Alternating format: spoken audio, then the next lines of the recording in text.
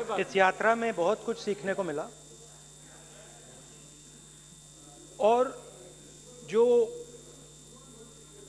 जनता की आवाज, हिंदुस्तान की आवाज है, उसको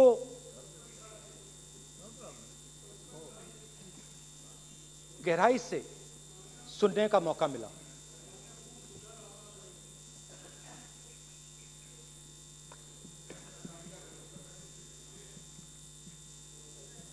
शुरुआत में, यात्रा की शुरुआत में मैंने सोचा था कि 3,500 किलोमीटर चलने हैं और मुश्किल है मगर किया जा सकता है।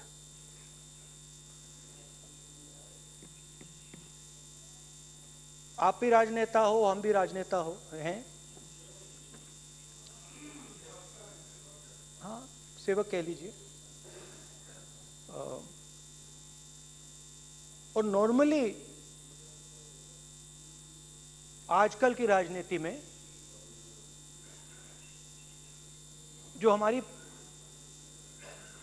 पुराना ट्रेडिशन था पैदल चलने का, वो आजकल हम सब लोग, हम भी आप भी, उस ट्रेडिशन को शायद भूल गए या उसका हम पालन नहीं करते। मैं भी उसमें शामिल था, आप भी उसमें शामिल हैं। हम सब, कोई गाड़ी में जाता है, कोई हवाई जहाज में जाता है, कोई हेलीकॉप्टर में जाता है, मगर पैदल कम चलते हैं। ठीक है, ठीक है। और जब पैदल चला जाता है, हाँ पैदल जाएंगे, सब जगह पैदल जाएंगे, घबराइए मत। तो जब पैदल चला जाता है, मैं 1 किलोमीटर की बात नहीं कर रहा हूं, 10 की नहीं कर रहा हूं, 25 की नहीं कर रहा हूं, मैं 200-300-400 किलोमीटर की बात कर रहा हूं। जब 200-300-400 किलोमीटर चला जाता है तो शरीर पे दबाव पड़ता है, दर्द होता है, मुश्किल आती है। शुरुआत में चलते वक्त लोगों की आवाज सुन रहे थे हम, मगर हमारे दिल में यह भी था कि हम भी अपनी बात रखें। कोई हमारे पास आता था, कहता था कि मैं बेरोजगार हूं, और हमें लगता था कि नहीं, हमें कहना चाहिए कि तुम बेरोजगार क्यों हो, कारण क्या है। उसमें हम विपक्ष का रोल भी प्ले कर लेते थे, आपकी भी बुराई कर देते थे। नहीं, वो तो है, वो भी करेंगे, हम भी करेंगे।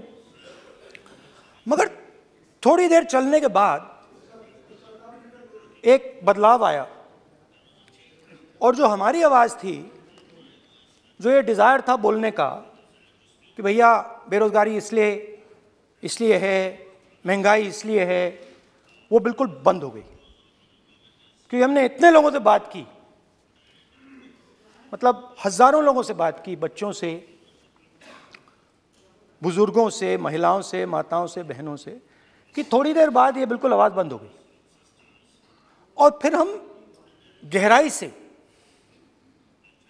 और मैं खुल के कह सकता हूं, मैंने तो अपनी जिंदगी में इस प्रकार से कभी पहले सुना ही नहीं था। क्योंकि हम सब में थोड़ा सा अहंकार होता है कि हम ही बता दें, अपनी बात रख दें।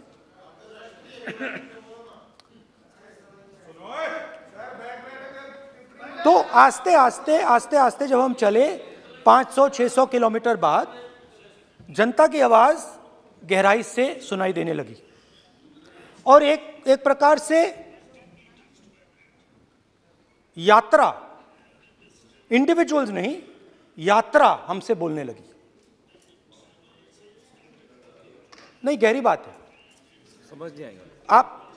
आप समझने की कोशिश करो, यात्रा हमसे बोलने लगी। 200 किलोमीटर आप चलने की कोशिश करिए, पता चल जाएगा। और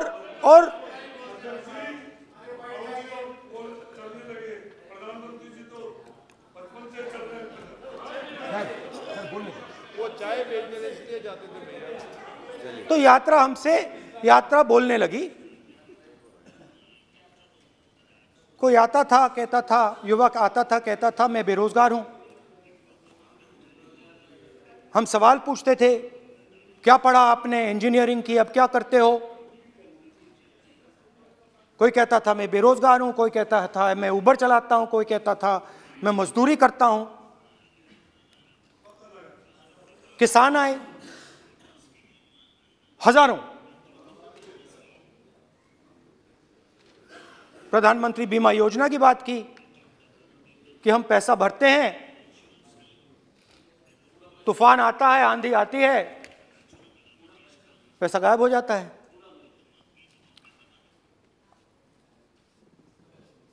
किसानों ने यह भी कहा कि हमारी जमीन छीन ली जाती है, हमें सही रेट नहीं मिलता। जमीन अधिग्रहण बिल जो था वो लागू नहीं होता। आदिवासियों ने कहा, वनवासियों ने नहीं, आदिवासियों ने, कि जो ट्राइबल बिल में हमें दिया जाता था वो आज छीना जा रहा है। तो बहुत सारी चीजें हमको सुनने को मिली, मगर मेन थ्रस्ट अगर मैं कहूं, मेन थ्रस्ट बेरोजगारी, महंगाई और किसान। उसमें एमएसपी थी, उसमें बीज की समस्या थी, किसान बिल की समस्या थी। अच्छा, अग्निवीर की भी बात की लोगों ने। आपने अभी बोला कि अग्निवीर देश को फायदा पहुंचाएगा। मगर हिंदुस्तान का युवा जो 4 बजे दौड़ता है, आर्मी में भर्ती होने के लिए दौड़ता है, वो आपकी बात से सहमत नहीं है। उनने हमसे कहा कि पहले हमें 15 साल की सर्विस मिलती थी, पेंशन मिलती थी, अब 4 साल के बाद हमें निकाल दिया जाएगा, कुछ नहीं मिलेगा, पेंशन नहीं मिलेगी। सीनियर ऑफिसर्स ने कहा कि हमें तो लगता है कि ये जो अग्निवीर योजना है ये आर्मी के अंदर से नहीं आई, ये कहीं और से आई है, ये आरएसएस से आई है, होम मिनिस्ट्री से आई है।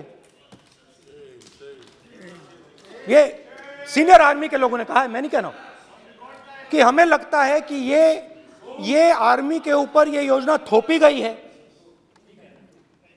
और ये आर्मी को कमजोर करेगी।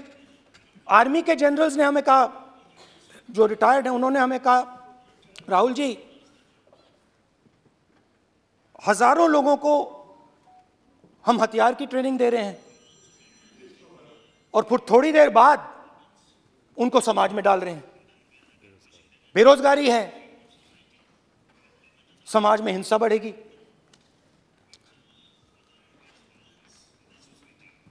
तो उनके मन में था कि ये जो अग्निवीर योजना जो है, ये आर्मी के अंदर से नहीं आई है। और मुझे नाम भी बताया कि अजीत डोभाल जी ने ये योजना आर्मी पे थोपी है। क्यों नहीं ले सकते? क्यों नहीं ले सकते? बिल्कुल ले सकते हैं, पार्लियामेंट में थोड़ी है वो।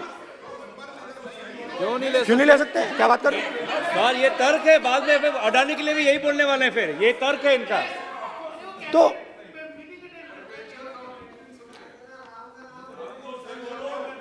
तो इंटरेस्टिंग बात यह है कि मैंने फिर प्रेसिडेंट्स एड्रेस पढ़ा।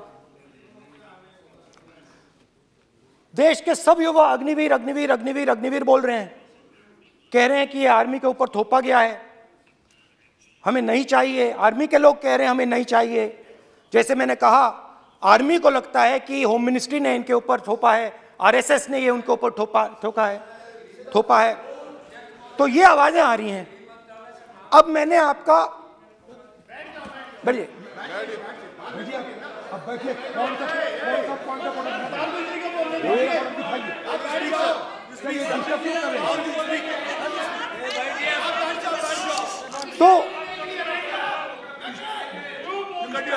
तो एक फर्क, ये थोड़ा पानी ले आओगे मैंने पानी, हाँ।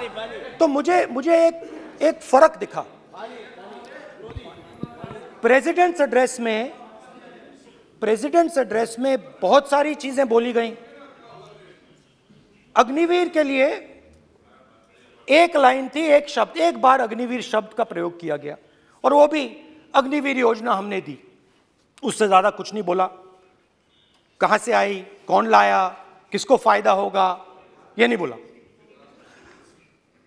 बेरोजगारी शब्द ही नहीं था उसमें, आपने देखा होगा बेरोजगारी शब्द ही नहीं था प्रेसिडेंट एड्रेस में। महंगाई शब्द ही नहीं था। तो जो यात्रा में हमें सुनने को मिला, अग्निवीर, महंगाई, किसान, बेरोजगारी, प्रेसिडेंट एड्रेस में था ही नहीं। तो ये मुझे थोड़ा अजीब लगा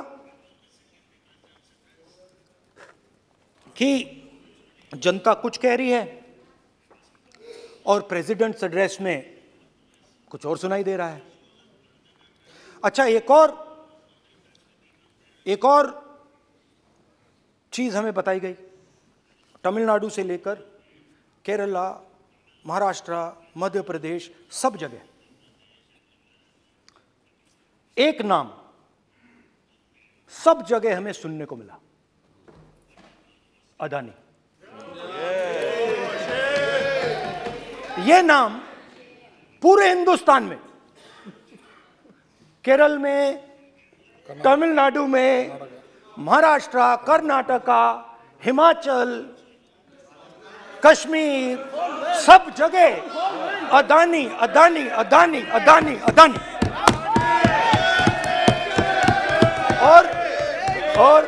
और ये नाम नहीं, और इस नाम के बारे में जब लोग बोलते थे मुझसे तो 2-3 सवाल पूछते थे। ये पूछते थे कि ये जो अदानी जी हैं, ये किसी भी बिजनेस में घुस जाता है, ये सफलता प्राप्त कर जाता है, ये कभी फेल नहीं होता। और युवाओं ने मुझसे यह सवाल पूछा कि भाई ये हो क्या रहा है, हम भी सीखना चाहते हैं। मोदी जी ने कहा स्टार्टअप करो, हम भी अदानी जी जैसे बनना चाहते हैं कि भैया किसी भी बिजनेस में घुस जाओ और एकदम सक्सेस हो जाए। यह पहला सवाल था। दूसरा सवाल था कि ये अदानी जी हैं, ये किसी भी बिजनेस में घुस जाते हैं। पहले ये 1-2 बिजनेस करते थे, अब ये 8-10 सेक्टर्स में काम करते हैं। Airports, data centres, cement, solar energy, wind energy, aerospace and defence, consumer finance, renewables, media. तो उन्होंने मुझसे पूछा कि राहुल जी, हाँ वेट करो, बेटे हाँ, धन्यवाद। पोर्ट्स की बात भी थी। ये भी सवाल पूछा कि भैया एक बात बताइए, राहुल जी बताइए हमें कि अदानी जी का जो नेटवर्थ है वो 3 साल के अंदर, नहीं सॉरी 2014 से लेकर 2022 तक ये $8 बिलियन से $140 बिलियन कैसे हो गया? कैसे हुआ? मोदी है तो ये 2014 में अगर आप दुनिया की, मुस्कुरा रहे हैं आप, बीजेपी में है ना आप, तो ये लिस्ट आती है, एक लिस्ट आती है दुनिया के सबसे अमीर लोगों की। इस पे ये 609 नंबर पे थे 14 में, 609 609 पीछे बिल्कुल। पता नहीं जादू हुआ, दूसरे नंबर पे पहुंच गए। मोदी है तो मुमकिन है।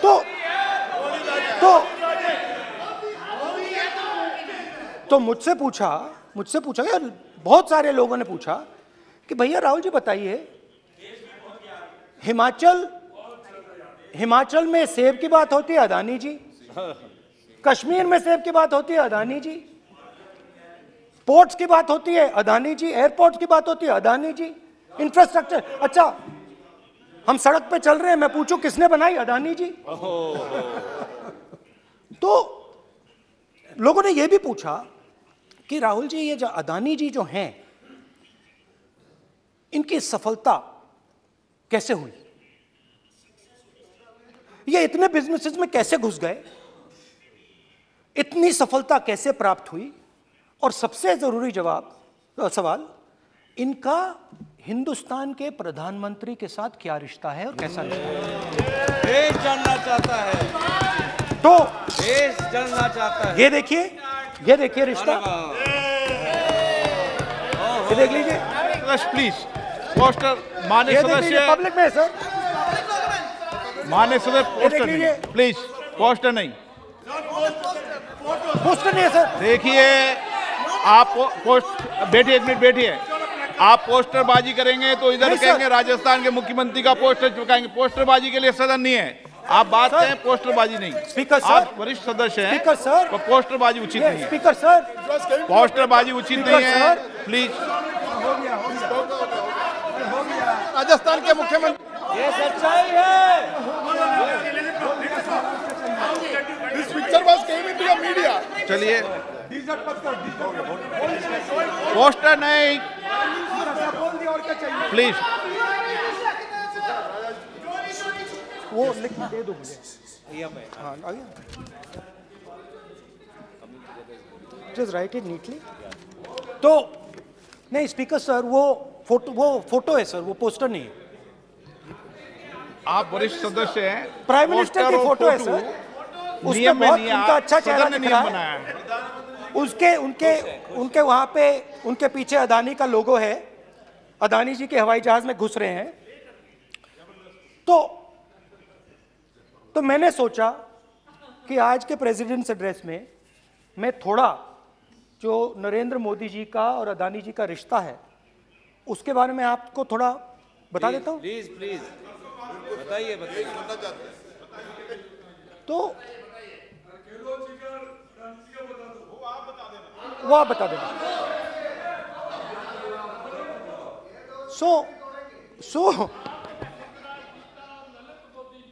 So the relationship begins many years ago when Narendra Modi ji was the Chief Minister of Gujarat.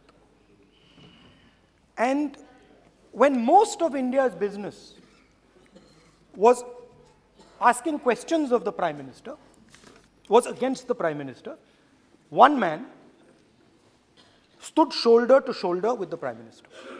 He didn't back down. That's commendable. It's not a joke. He was loyal to the Prime Minister. And what did he do? He helped Mr. Modi construct the idea of resurgent Gujarat. Right? The idea that you bring these businessmen together,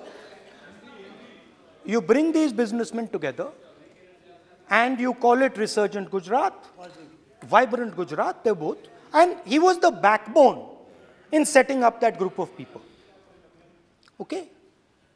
And the result of that was tremendous growth of his businesses in Gujarat.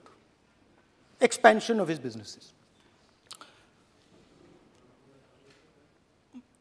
I think then the real magic starts.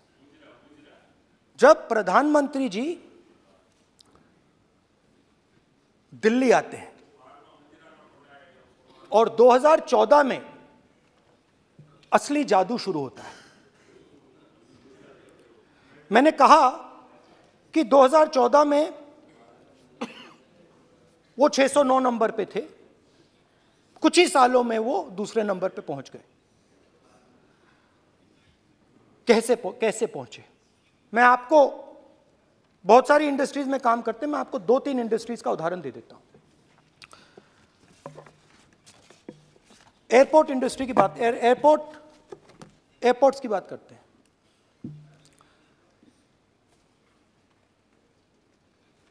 कुछ साल पहले सरकार ने हिंदुस्तान के airports को develop करने के लिए दिया। नियम था, there was a rule that anybody who does not have prior experience in airports cannot be involved in development of these airports. नहीं, गलत नहीं बोल रहा हूं।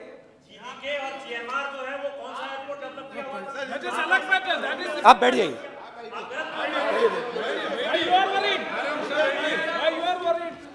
अडानी के डिफेंस में आ गए सर। देखिए, अरे माननीय सदस्य प्लीज मेरी बात सुनो। तो 1 मिनट मेरी बात सुनो। ये एक मिनट बात सुनेंगे। ये संसद है, अपन किस दिशा पर चर्चा कर रहे हैं ये देश देख रहा है। हमें राष्ट्रपति अभिभाषण पर चर्चा करें तो उचित रहे, बाकी आपकी इच्छा है, स्वतंत्र अभिव्यक्ति है। मेरा मानना ये तो अपन एक विषय पर ओके, तो आपको तो रूल था, नियम था। हाँ, पॉइंट ऑफ ऑर्डर किस पे है ये? सर कैसे एयरपोर्ट का प्राइवेटाइजेशन तो उनके समय हुआ, ऐसी कोई पार्टी थी जिसका अनुभव था? ये कौन सी बात कर रहे हैं? बोलिए। ओके प्लीज ओके, बोलने दे आपको नेता को, तो बोलने दे आपको नेता को। रूल था, प्लीज बोलने दे। रूल था कि अगर कोई एयरपोर्ट बिजनेस में नहीं था तो वो इन एयरपोर्ट्स को ले नहीं सकता था। इस रूल को हिंदुस्तान की सरकार ने बदला। किसी ने भी बनाया हो, रूल था। किसी ने भी बनाया हो, रूल था। रूल बनाया किसने बात नहीं है, रूल बदला किसने बात है। रूल बदला गया,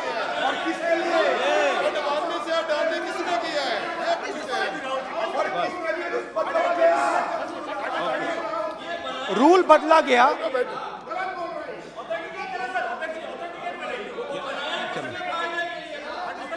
सर पार्लियामेंट्री अफेयर्स चलता रहेगा क्या सर? पार्लियामेंट्री अफेयर्स मिनिस्टर से रूल को बदला गया। सर बोलने दीजिए। करना चाहिए सर, ऑथेंटिकेट करना चाहिए। चलिए आप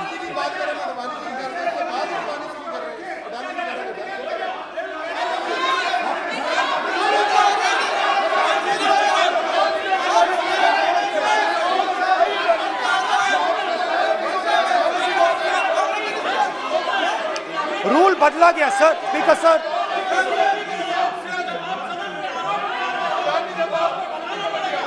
बैठे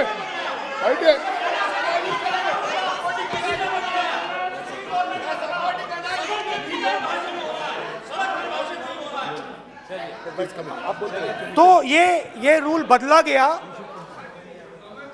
उस समय मीडिया में इसके बारे में चर्चा हुई थी। रूल बदला गया और अदानी जी को 6 एयरपोर्ट्स दिए गए। उसके बाद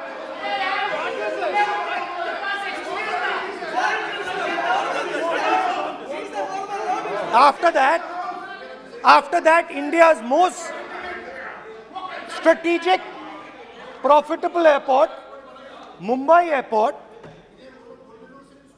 was taken away by GVK, hijacked by using the agencies. The agencies को CBI, ED का प्रयोग कर GVK पर दबाव डालकर हिंदुस्तान की सरकार ने उस एयरपोर्ट को अदानी जी के हाथों में कर दिया। सच है।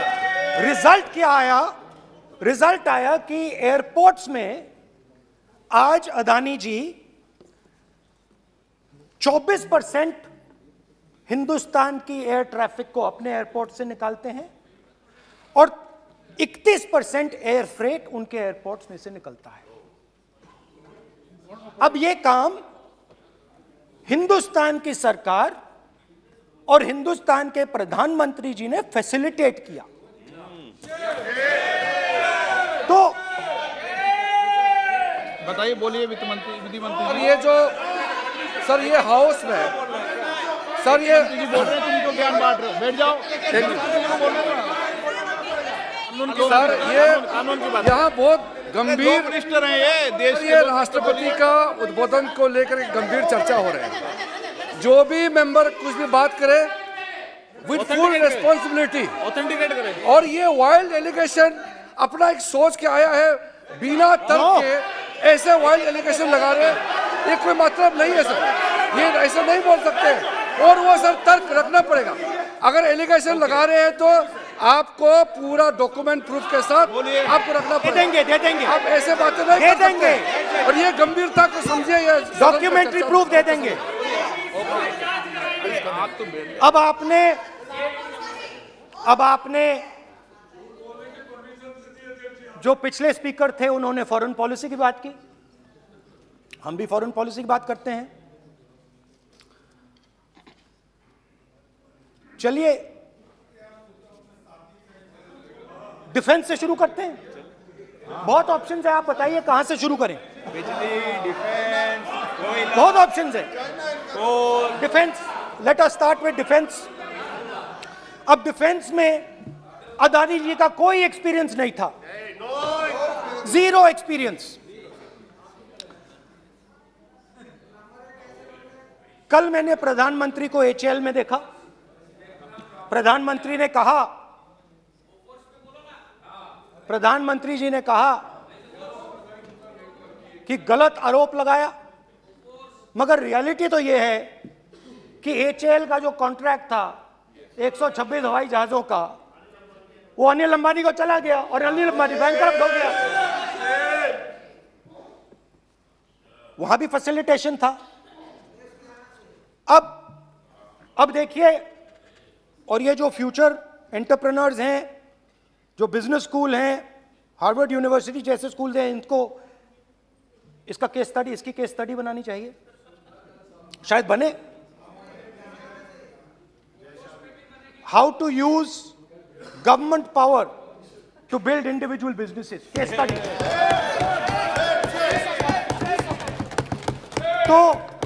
तो अब देखिए, अदानी जी की डिफेंस में इंटरेस्ट देखिए।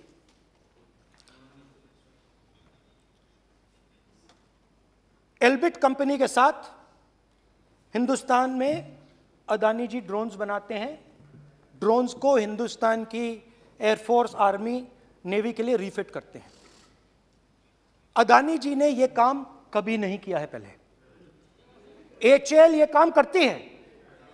हिंदुस्तान में और भी कंपनीज हैं जो ये काम करती हैं, मगर प्रधानमंत्री जी इजराइल जाते हैं और उसके एकदम बाद अदानी जी को ये कॉन्ट्रैक्ट मिल जाता है।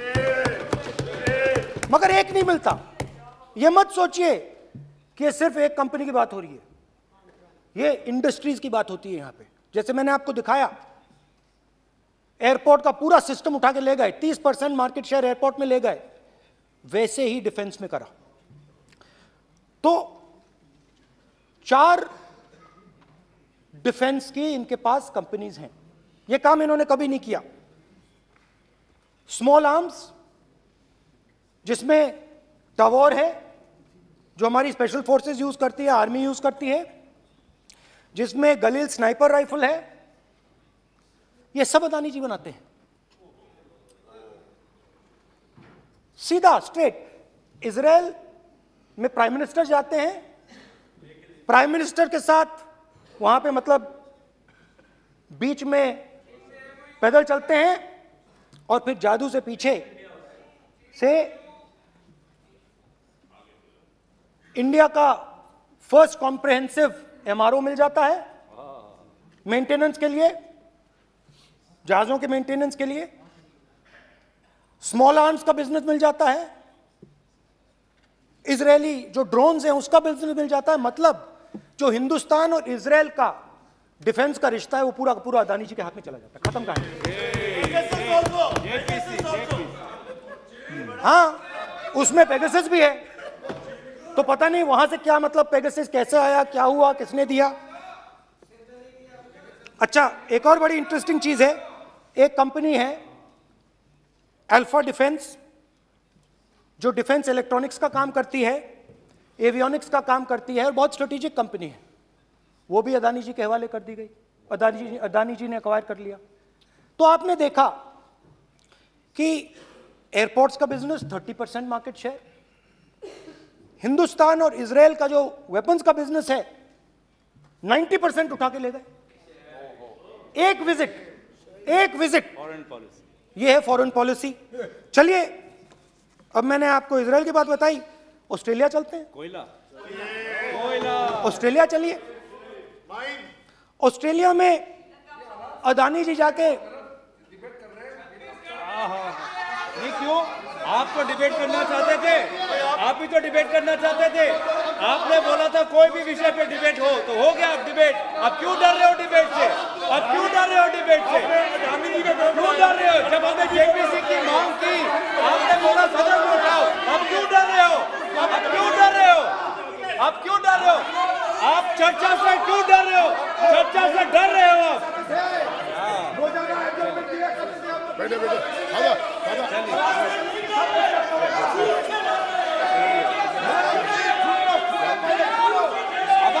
अब सुनना पड़ेगा, अब सुनना पड़ेगा, अब सुनना पड़ेगा। ऑस्ट्रेलिया जाते हैं, प्रधानमंत्री ऑस्ट्रेलिया जाते हैं।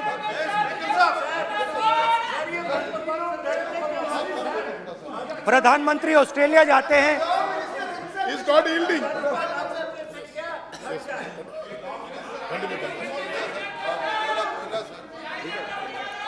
ऑस्ट्रेलिया जाते हैं। क्या नंबर बताएं?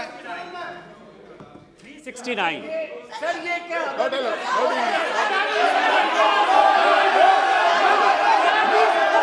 369 सर, ये कहता है सर, एक पेपर और document to be laid on the table shall be duly authenticated by the member presenting. देखिए, पूरा सरकार इन्होंने सर, मैं इनको चैलेंज करता हूं कि जीएमआर और जीवीके उसको कब एयरपोर्ट का जो है संचालन का अधिकार था और कौन सा रूल है वो कोट करे सर।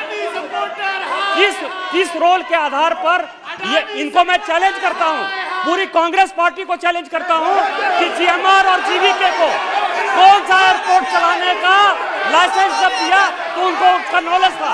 मैं चैलेंज करता हूं पूरी कांग्रेस पार्टी को। जब इन्होंने बिरला को बनाने का दिया, डालमिया को बनाने का दिया, टाटा को बनाने का दिया लाइसेंस, उस वक्त उनको कौन सा मोटर चलाने का अधिकार था सर? ये गलत बयानी कर रहे हैं। मेरा ये कहना है कि आप एलिगेशन प्रधानमंत्री के ऊपर लगा रहे हैं, आप पेपर दीजिए और कौन सा रूल भारत सरकार ने चेंज किया एयरपोर्ट में अडानी के लिए, वो ऑथेंटिकेट कीजिए, नहीं तो इस तरह की बात नहीं कर सकते हैं।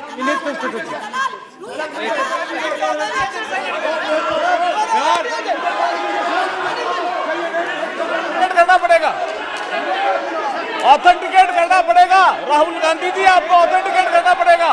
आप ऐसा नहीं बोल सकते हवा में, आप हवा में बोल रहे हो और प्रधानमंत्री जी पे आरोप लगा रहे हो। आपको ऑथेंटिकेट करना ही पड़ेगा। आप ऐसे ही बोल रहे हो कि जीएमआर का, जीवीके का समय रूल था, कहा था रूल? कोई रूल नहीं था। आपको यू हैव टू ऑथेंटिकेट, और ऑथेंटिकेट करके ही रखना पड़ेगा आपको। पहले रखिए और उसके बाद आगे बात करने देंगे, नहीं तो माफी मांगिए देश से। आप प्रधानमंत्री जी पे आरोप लगा रहे हैं, सर बोलने दीजिए। अनाप शनाप आरोप लगा रहे, बिना किसी डॉक्यूमेंट के आरोप लगा रहे प्रधानमंत्री जी पे। रूल 353 सर, रूल किया है sir, no allegation of defamatory और incriminatory nature shall be made unless you have given notice. छोड़िए, वो तो प्रधानमंत्री के खिलाफ एलिगेशन लगा रहे हैं बिना नोटिस दिए, बिना कोई डॉक्यूमेंट दिए। सर ये रिकॉर्ड पर नहीं जाना चाहिए सर, ये बिल्कुल रूल का उल्लंघन है। और क्या क्या बातें वो कह रहे हैं सर, मैं उसको रिपीट नहीं करना। Reckless allegation, baseless allegation, in violation of rules, sir ये स्वीकार नहीं होना चाहिए। ओके सर, लेट अस एक सब बैठिए, ऑस्ट्रेलिया पीएम जाते प्लीज हैं। बैठिए, आप प्लीज बैठिए, वरिष्ठ वकील साहब बैठिए। ऑस्ट्रेलिया जाते हैं। एक मिनट राहुल जी, एक मिनट।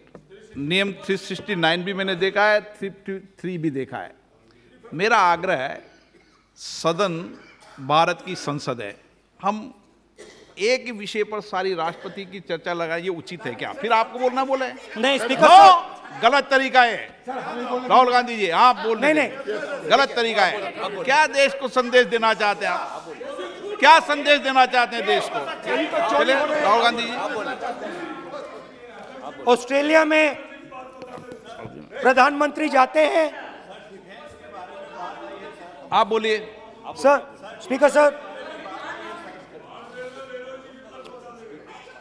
प्रधानमंत्री जी ऑस्ट्रेलिया जाते हैं और जादू से State Bank of India $1 billion loan Adani ji को ऑफर कर देता है। सर इसका भी डॉक्यूमेंट जरूरी है क्या, बताओ? मोदी जी, आपका सरकार की पास है। अधीर प्लीज। उसके बाद मैं उदाहरण दे रहा हूं, पूरी दुनिया में मोदी जी जाते हैं, घूमते हैं, तो मैं बता देता हूं क्या होता है वहां पे। बांग्लादेश में गए, हाँ काम पे ही जा रहे हैं, वही तो बोल रहा हूं, काम पे जा रहे हैं। बांग्लादेश जाते हैं, मोदी जी की पहली ट्रिप होती है बांग्लादेश में। वहां पे बांग्लादेश को इलेक्ट्रिसिटी बेचने का डिसीजन लिया जाता है। कुछ ही दिन बाद बांग्लादेश पावर डेवलपमेंट बोर्ड 25 साल का कॉन्ट्रैक्ट अदानी जी के साथ साइन कर देता है। 1500 मेगावाट इलेक्ट्रिसिटी का कॉन्ट्रैक्ट अदानी जी। चलिए वहां से श्रीलंका चलते हैं।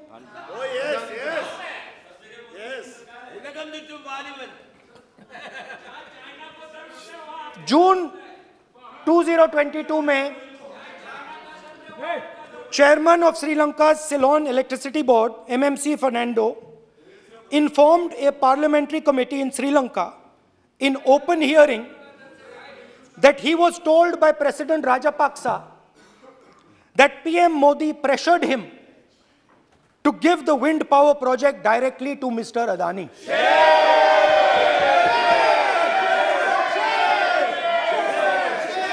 मतलब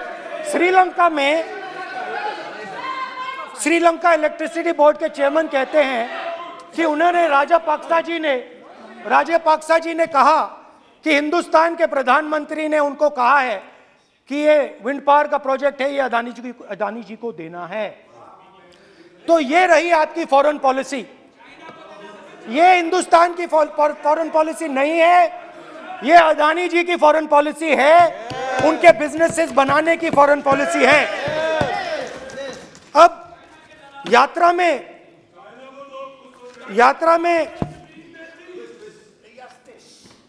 में मुझसे 2-3 और सवाल पूछे गए।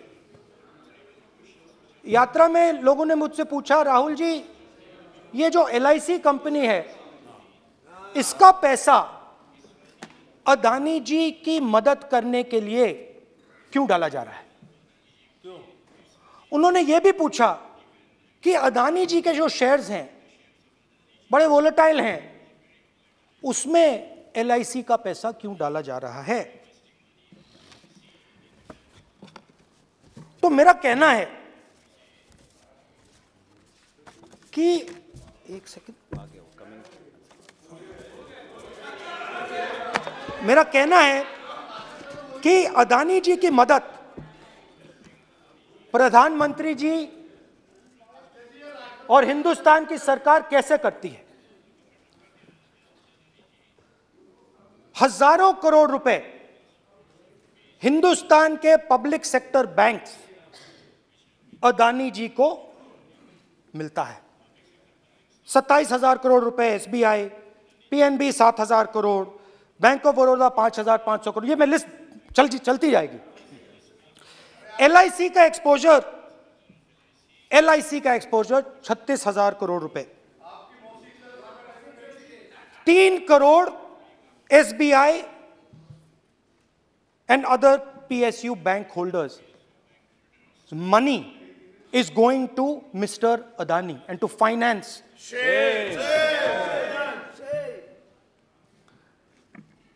Now, of course, there is another question. तो मदद कैसे हो रही है? हिंदुस्तान के पब्लिक सेक्टर बैंक्स का पैसा, एलआईसी का पैसा नरेंद्र मोदी जी, अदानी जी को दिया जा रहा है। अगर कोई सामने खड़ा हो जाता है, जैसे जीवी के लोग खड़े हुए, ईडी, सीबीआई एजेंसीज आ जाती हैं, उनको परे कर देती हैं। तेलंगाना में भी एक पोर्ट का उदाहरण था, आंध्रा, सॉरी। मगर मेन सवाल और सबसे इंटरेस्टिंग सवाल दूसरा है। कुछ दिन पहले ये हिंडनबर्ग रिपोर्ट आई,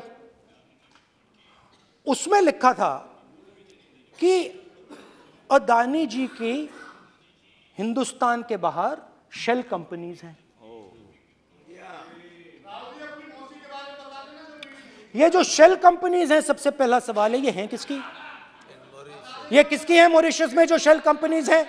और ये जो हजारों करोड़ रुपया ये शेल कंपनीज हिंदुस्तान में भेज रही हैं, ये किसका पैसा है? और क्या ये काम अदानी जी फ्री में कर रहे हैं? अब मैं ये सवाल क्यों पूछ रहा हूं? क्योंकि अदानी जी स्ट्रेटेजिक बिजनेसेस में काम करते हैं। अदानी जी हिंदुस्तान के पोर्ट्स को डोमिनेट करते हैं। अदानी जी हिंदुस्तान के एयरपोर्ट्स को डोमिनेट करते हैं। और जैसे मैंने कहा, अदानी जी हिंदुस्तान की डिफेंस इंडस्ट्री में बहुत जरूरी रोल प्ले करते हैं। तो मेरा पहला एक छोटा सा सवाल है कि जो शेल कंपनीज हैं, इनके बारे में हिंदुस्तान की सरकार ने कोई सवाल नहीं उठाए? ये कौन लोग हैं, ये किनकी कंपनीज हैं? ये स्ट्रेटेजिक मामला है, पोर्ट्स का मामला है, एयरपोर्ट्स का मामला है, डिफेंस का मामला है। और जो कंपनी इन स्ट्रेटेजिक एरियाज में काम कर रही है, उनके बारे में आपको मालूम ही नहीं। ये नेशनल सिक्योरिटी का मुद्दा है, आपको मालूम ही नहीं कि ये शेल कंपनीज किसकी हैं, कितना पैसा आ रहा है, किसका पैसा आ रहा है। तो एक बहुत बड़ा सवाल है, ये पैसा किसका है, ये शेल कंपनीज किसकी हैं, और ये हिंदुस्तान की सरकार की जिम्मेदारी है ये पता लगाना ये किसकी शेल कंपनीज हैं और ये किसका पैसा अंदर आ रहा है। JPC, we want JPC, we want JPC.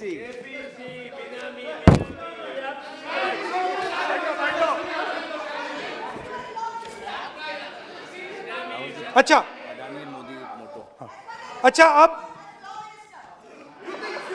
अब चलिए छोटा सा बजट के बारे में बता देता हूं। 2022 में अदानी जी अनाउंस करते हैं कि वो $50 बिलियन इन्वेस्ट करेंगे to build the world's largest green hydrogen ecosystem.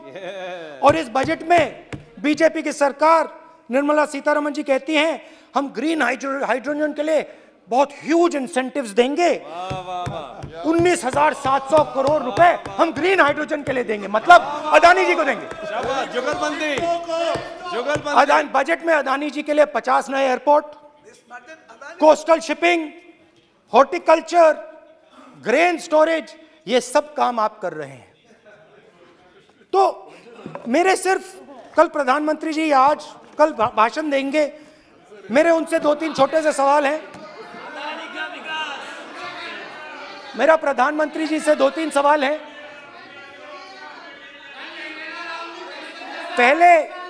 पहले अदानी जी के हवाई जहाज में मोदी जी जाते थे, अब मोदी जी के हवाई जहाज में अदानी जी जाते हैं।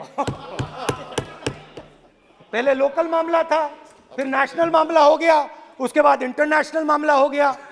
अदानी जी के लिए बोरिस जॉनसन का बेटा काम करता है, आपको पता नहीं मालूम है या नहीं मालूम? भाई सॉरी, नहीं बेटा भी, भाई काम करता है।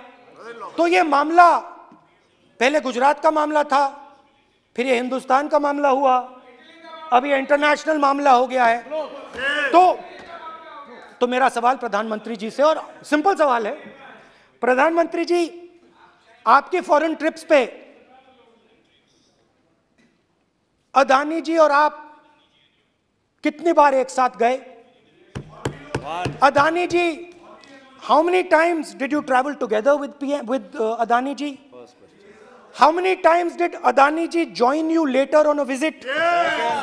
How many times did Adani ji travel to a country immediately after you did? Good question. And in how many of these countries after you visited did Adani ji get a contract?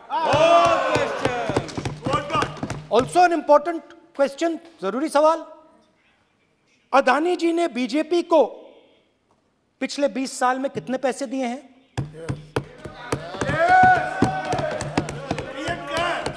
Electoral bonds में कितना पैसा दिया है?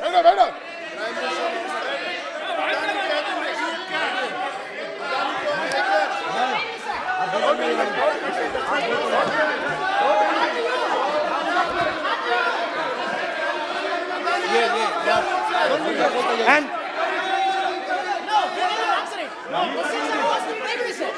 questions are posed to Prime Minister, please. Sir, खत्म करने दीजिए sir. Concluding. Concluding. और बहुत सुंदर तरीके से, बहुत सुंदर तरीके से वो सर, मैं सिर्फ इतना कहना चाहता हूं, राहुल जी अभी आप सीनियर एमपी हो गए हैं, आप एक सीनियर एमपी हो चुके हैं। हम लोग एक्सपेक्ट करते हैं कि इस सदन का सदस्य होने के नाते जो भी बातें आप करेंगे गंभीरता से आप बात करेंगे। बाहर आप जो भी भाषण देते हैं हम लोग उसको रोक नहीं सकते हैं। इस सदन के अंदर में जो भी बात कही जाती है पूरा गंभीरता के साथ, प्रमाण के साथ कहे जाना चाहिए, ये परंपरा है। और राहुल जी ने कहा कि प्रधानमंत्री विदेश घूमने जाते हैं, तो मैंने आज वो जो युवाओं ने मुझसे सवाल पूछा था कि अदानी जी की इतनी बिजनेस एक्यूमेंट कहां से आई, इतने अलग अलग सेक्टर्स में अदानी जी ने कैसे सक्सेस प्राप्त की, अदानी जी के बारे में पूरी दुनिया को स्टडी करनी चाहिए, हार्वर्ड यूनिवर्सिटी को स्टडी करनी चाहिए कि पॉलिटिक्स के बीच में और बिजनेस के बीच में कैसा रिश्ता होता है। India is a case study and prime minister Narendra Modi should be given a gold medal in this. Now बहुत अच्छी तरह बीजेपी के जो पिछले स्पीकर थे उन्होंने मेरे भाषण को इंकैप्सुलेट किया मेरे लिए बहुत अच्छी तरह। आपने जो मैं सोच रहा था आपने उससे और भी अच्छी तरीके से बोल दिया। Coming together is a beginning, keeping together is progress, working together is success.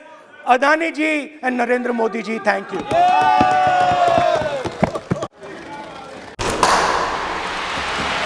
लाल मातीतली कुस्ती म्हणजे